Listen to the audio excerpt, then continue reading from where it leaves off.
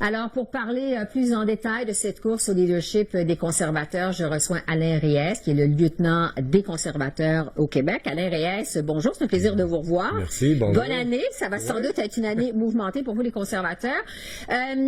Qu'est-ce que vous pensez jusqu'à maintenant de l'allure de cette course à la chefferie du Parti conservateur? Ben, je pense, comme plusieurs personnes, il y a plein de rebondissements. Oui, il y en a eu avant. Il y en a eu avant avec le désistement de certaines candidatures, oui. Je dirais, avec un profil assez élevé. Oui. Mais maintenant, je pense que la course est bel et bien enclenchée. On a encore jusqu'au 27 février avant de connaître tous les candidates qui vont se lancer, mais je pense qu'on peut déjà prévoir qu'il n'y aura pas 14-15 candidats, ouais. 14-15 candidats comme la dernière fois, étant donné que les règles sont beaucoup plus strictes pour embarquer maintenant.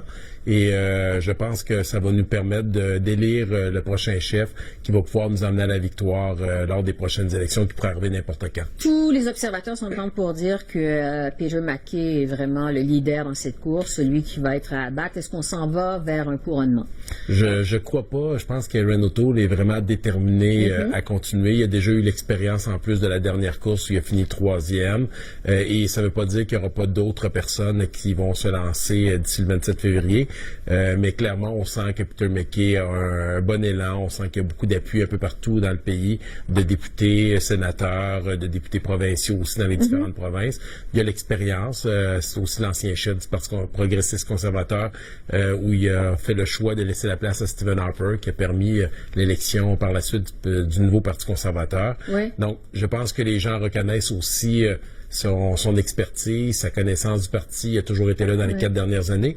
Et en même temps, on a Erin O'Toole qui est là sur le terrain aussi, que les gens apprécient beaucoup. Donc, je pense qu'on est en voiture en ce moment et on verra par la suite s'il y a d'autres candidats qui s'il n'y a pas de course, si on s'en va vraiment vers un couronnement, l'impact sur le Parti conservateur, quand même, il va y en avoir un. Ben, je pense que tout le monde souhaite qu'il y ait une course. Si finalement, au bout de la ligne, pour différentes raisons, tout le monde se désisterait, là, mais je ne le crois vraiment pas sincèrement. Je pense qu'il y a déjà un mouvement à l'intérieur de notre organisation de gens qui souhaitent qu'on questionne certaines positions du parti. Oui. On sent que Peter MacKay, même Erin O'Toole proviennent de la base plus progressive du parti. Il y a eu des critiques dans les journaux en fin de semaine sur le français de M. MacKay. Ouais.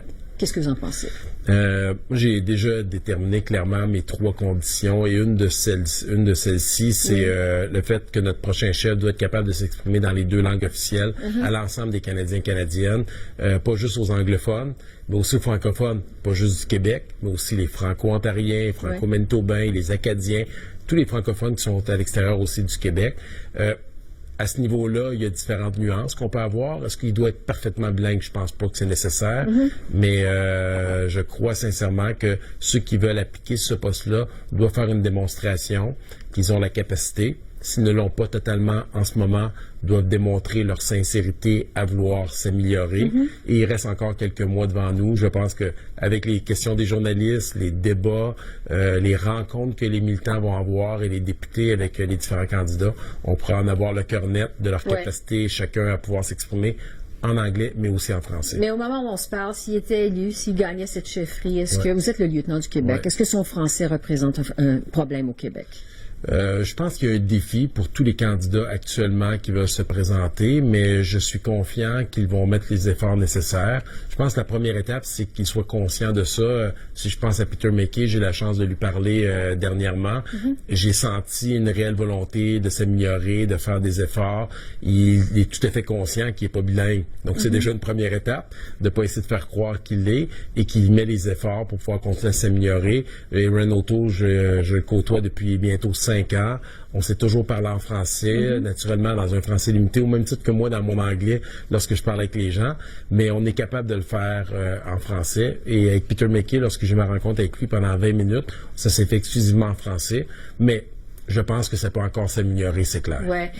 On sait qu'il y a 2 de vos collègues députés au Québec, Luc Berthold et Pierre Paulus, qui ont appuyé. Et Bernard Généreux depuis quelques minutes. Bon, alors ça fait 3. Est-ce que vous allez appuyer M. MacKay ou un candidat ou en tant que lieutenant, vous allez rester neutre? Je reste neutre. C'est l'obligation de mes fonctions en étant sur l'équipe de direction comme lieutenant politique de rester neutre dans cette course à la chefferie.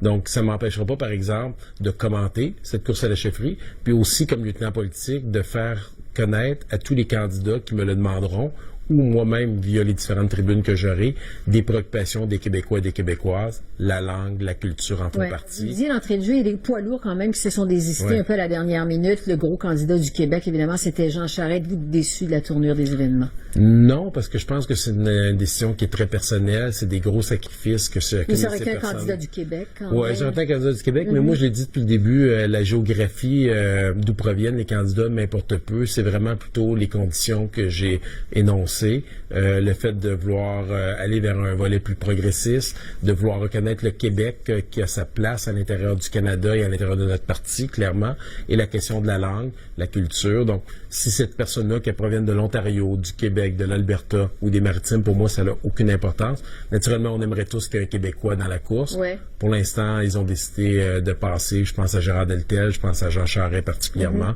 et Pierre Poilievre. Donc, certains même associés à un Québécois, étant donné que son français était relativement très, très bon, mais qui est ontarien, mais qui est marié avec une femme originaire de Montréal. En terminant, parce que le temps file, on lit dans le journal qu'il y a de la bisbille à l'intérieur du Parti conservateur, que la situation est chaotique, que la course va représenter tout un défi pour les conservateurs alors qu'on reprend aujourd'hui les travaux aux communes. Est-ce que les conservateurs vont être en mesure de jouer leur rôle d'opposition à Ottawa malgré la course au leadership? Je pense que plusieurs personnes se questionnent du climat, mais on sort de 2 jours de rencontres de caucus à l'approche et moi, j'ai pas senti ça du tout. Je pense que tout le monde a certaines inquiétudes. On veut s'assurer de bien faire les choses. On veut nommer la bonne personne pour nous représenter à la prochaine élection. Mais il y a une réelle volonté de rester unis à l'intérieur de notre parti. Ça a été dit par tous les candidats. Ça a été dit par notre chef intérimaire maintenant, Andrew Scheer. La seule façon qu'on a de gagner contre Justin Trudeau, c'est de rester unis, les conservateurs, partout au pays. On représente plusieurs sphères des Canadiens et Canadiennes, dépendamment d'où on se situe géographiquement dans le pays, mais il y a une réelle volonté de travailler ensemble et je suis profondément convaincu qu'on va relever ce défi. Alain Reyes, lieutenant politique des conservateurs au Québec, merci beaucoup d'être passé par nos studios pour nous parler de la course. On espère avoir l'occasion de vous accueillir encore plusieurs fois au cours des prochaines semaines. Ça va être un plaisir à chaque fois. Merci Alain. Merci, plaisir. au revoir.